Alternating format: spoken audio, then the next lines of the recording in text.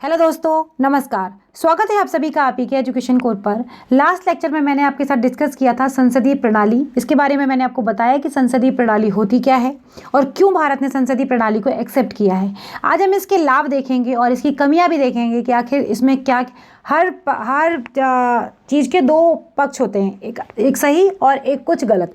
तो हम आज उन चीज़ों को समझने की कोशिश करेंगे कि संसदीय प्रणाली की कमियां भी क्या हैं और लाभ क्या हैं।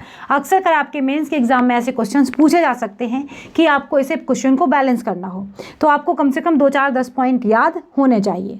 अब अगर हम लाभ की बात करते हैं, सबसे पहले मैं एक बार दोबारा से आपके सामने रिपीट कर देती हूँ कि संसदीय प्रणाली को हमने भारत में अपनाया है, जिसमें क्या था कि कार्यपालिका जो है वो विधायिका से स्वतंत्र नहीं होती है और विधायिका आमतौर पर संसदीय प्रणाली में दो भागों में विभाजित होती है।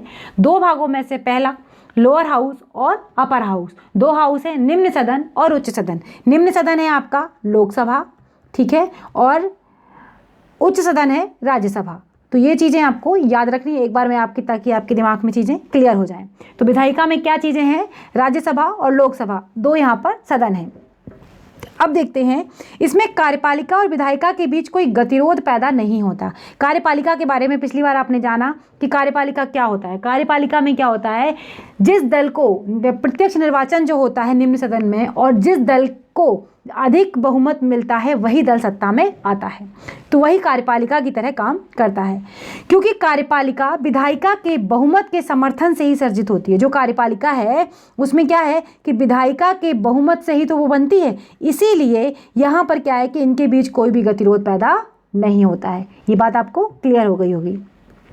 नेक्स्ट पॉइंट क्या कह रहा है, यह प्रणाली जो है वो बहुत ही लचीली होती है। इसमें बहुमत दल वाले नेता और उसकी जो मंत्री परिषद है, इसका कार्यकाल पूरा होने से पहले भी इन्हें हटाया जा सकता है। मान लीजिए किसी दल को बहुमत ज़्यादा मिल गया और वो सत्ता में आ गया, लेकिन सत्ता में आने के बाद उसकी नीतियाँ और उसका जो नीतियों का कार्यान्वयन है वो बहुत ही अलग तरीके से है और बिल्कुल भी जो लोकतंत्र की नींव है उसको हिला के रख रहा है, या फिर उसके लिए काम नहीं कर रहा है, या फिर विपक्ष की आलोचनाओं के द्वारा अगर वो सत्ता से अगर वो अपना समर्थन खो देते हैं, तो अगर सत्ता में अपना समर्थन उन्होंने खो दिया तो वो क्या होता है, सरकार गिर जाती है। जिस समय कार्यपालिका विधायिका के बहुमत के समर्थन को खो देती है, ये बहुत इंपॉर्टेंट पॉइंट है कि अगर विधायिका में उन्होंने अपना बहुमत खो दिया तो क्या होता है, सरकार सत्ता से गिर जाती है, सत्ता अपनी खो देती है। और ये 5 साल से पहले भी हो सकता है। ऐसा नहीं है कि 5 साल के लिए चुन गई तो 5 साल के लिए हो गया। और हम जानते हैं कि राज्यसभा जो है, राज्यसभा भंग नहीं होती है, लोकसभा भंग होती है। लोकसभा का कार्यकाल 5 साल का होता है, राज्यसभा में जो है उसका कार्यकाल चलता रहता है। उसके जो व्यक्ति हैं जो उसमें वो होते हैं वो बस निकलते रहते हैं। तो वो उसका टाइम आप बताएंगे कि कितने साल बाद कोई व्यक्ति राज्यसभा से बाहर आ जाता है।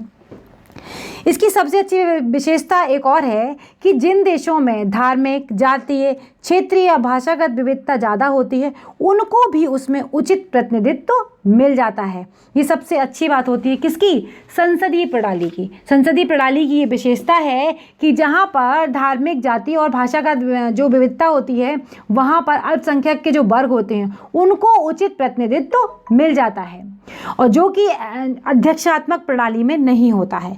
तो आपको ये वाला पॉइंट भी याद रखना है। अब देखते हैं नेक्स्ट पॉइंट क्या कह रहा है।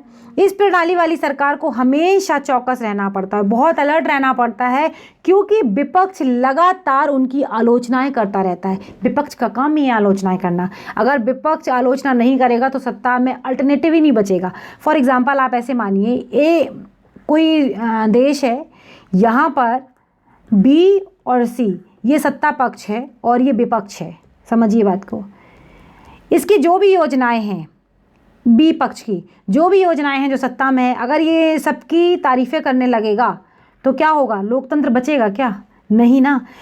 जो चीज़ सही है ठीक है, लेकिन सही में से भी गलत ढूंढना इस विपक्ष का यही काम होता है कि और बेहतर क्या हो सकता है। कई बार क्या होता है, लोकतंत्र की कुछ जड़ें हैं, लोकतंत्र की कुछ चीज़ें हैं जो मैंने आपको पहले वीडियोस में बहुत बार बताई हुई हैं। तो लोकतंत्र की जो सबसे महत्वपूर्ण जड़ है वो एक, उनमें से एक ये भी है। संघात्मक सरकार होने के साथ साथ एक ये भी बात है यहाँ पर कि विपक्ष भी मजबूत होना चाहिए, तभी संविधान में विपक्ष को भी स्थान दिया गया है। और विपक्ष क्या करता है, जो भी नीतियाँ ये बनाता है, क्रियान्वित करता है, सत्ता पक्ष उसकी आलोचनाएं करता है। तो किसी भी वजह से तो हमेशा इसको क्या रहना पड़ेगा, अलर्ट रहना पड़ेगा। अगर ये अलर्ट नहीं रहेगा तो क्या होगा, विपक्ष की जो नीतियाँ हैं या विपक्ष के जो काम है या विपक्ष की आलोचनाएं हो सकता सत्ता में जो सरकार बैठी है उसको गिरा सकती है। तो ये चीज़ें ध्यान रखने वाली होती हैं। इसीलिए कहा जाता है कि सत्ता में जो आती है ना सरकार, वो हमेशा इस बात पर ही ध्यान में लगी रहती, किसी भी तरीके से उसकी सरकार नहीं गिरनी चाहिए। तो ये एक पॉइंट है महत्वपूर्ण। अब देखते हैं कमियां क्या क्या हैं। देखिए, कमियों की अगर हम बात करते हैं तो इसमें सरकार या मंत्री परिषद को कार्यपालिका की जिम्मेदारियों के साथ साथ विधायिका की भी जिम्मेदारी निभानी होती है, जिस कारण सरकार का पूरा ध्यान क्या होता है, कार्यकारी दायित्व पर नहीं रह पाता है। जब हमेशा ये चीज़ लगती रहेगी ना कि जो मंत्री परिषद है वो कार्यपालिका की जिम्मेदारियों को भी काम निभाती है, और मंत्री परिषद किसके प्रति उत्तरदायी होती है, मंत्री परिषद उत्तरदायी होती है लोकसभा के प्रति। आपसे पूछा जा सकता है एग्जाम में, और बहुत बार पूछा भी गया है कि मंत्री परिषद किसके प्रति उत्तरदायी होती है, तो मंत्री परिषद जो होती है वो लोकसभा के प्रति उत्तरदायी होती है। तो अब नेक्स्ट इसमें क्या है कि सरकार पर हमेशा अस्थिरता का जो खतरा है वो बना रहता है। ये एक चीज़ देखिए, कोई भी व्यक्ति या कोई भी सत्ता में दल आया, सपोज करो ए दल सत्ता में आ गया, ए और बी के बीच चुनाव था, लेकिन ए दल सत्ता में आ गया। अब हमेशा इसके ऊपर स्थिरता का खतरा मंडराता रहेगा, स्थिरता का, क्योंकि पता है कि सरकार कभी भी गिर सकती है अगर वह सत्ता अगर अपना समर्थन खो देगी। विधायिका में अगर अपना समर्थन नहीं साबित कर पाई तो क्या होगा, सरकार खो देगी। तो वो अपना पूरा जो एनर्जी होती है, पूरा जो जोर होता है, वो हमेशा इस बात पर लगाए रखता है कि किसी भी तरीके से सरकार सत्ता में बनी रहे। इसी कारण का इसका नेगेटिव इम्पैक्ट क्या होता है कि वो दूरदर्शी जो योजनाएं होती हैं उन पर ध्यान अपना नहीं लगा पाती या रुख नहीं बना पाती। फॉर एग्जांपल अगर मैं आपको बताऊं, इसने कोई नीति बनाई, इसने नीति बना दी जो सत्ता में था 10 साल के लिए कि 10 साल बाद इसका रिजल्ट आएगा। अब विपक्ष यहाँ पर पूरा बैठा हुआ था और विपक्ष ये सोच के बैठा था कि कैसे भी करके कोई भी नीति को या सरकार को हमें गिराना है, और अगर ये इसमें कामयाब हो जाता है तो इसकी 10 साल की नीति के लिए जो इसकी मेहनत लगी थी, जो दल सत्ता में था, जो सोच रहा था उसके भविष्य में कि क्या क्या होगा।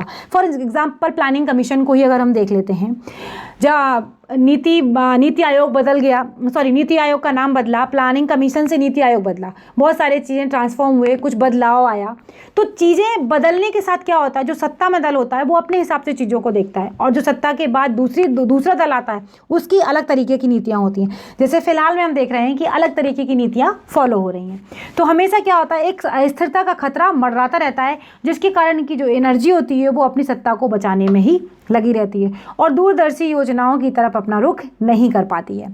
इसमें मंत्रिमंडल का चयन विधायिका में से ही करना पड़ता है। मैंने बताया था मंत्री परिषद और मंत्रिमंडल, यह आपका होमवर्क है कि आप हमें बताएंगे कि मंत्रिमंडल और मंत्री परिषद में क्या डिफरेंस है। तो मंत्रिमंडल का चयन क्या करना होता है, विधायिका में से ही करना पड़ता है, जिस कारण कुछ योग्य और अपने क्षेत्र में माहिर लोग भी इसमें शामिल नहीं हो पाते हैं। तो ये संसदीय प्रणाली की कुछ कमियां और कुछ विशेषताएं हैं। ठीक है, जब संसदीय प्रणाली हमने अपनाई है और तो हर पक्ष और विपक्ष दोनों चीज़ों के होते हैं। तो संसदीय प्रणाली अच्छी है, भारत में है, ब्रिटेन से हमने इसे अपनाया है, और अमेरिका में कौन सी अध्यक्षात्मक प्रणाली को अपनाया गया है। तो ये छोटा सा वीडियो था जो मैंने आपके साथ डिस्कस किया। अगर आपको अच्छा लगा हो तो प्लीज़ लाइक कर देना, शेयर कर देना, चैनल पर अगर नए हो तो सब्सक्राइब कर लेना, और अगर कुछ कमी लगी हो तो आप वीडियो के कमेंट में ज़रूर बताइएगा ताकि मैं इसे सुधारने की कोशिश करूँगी। अगले वीडियो में फिर मिलेंगे, तब तक के लिए बाय बाय दोस्तों, नमस्कार।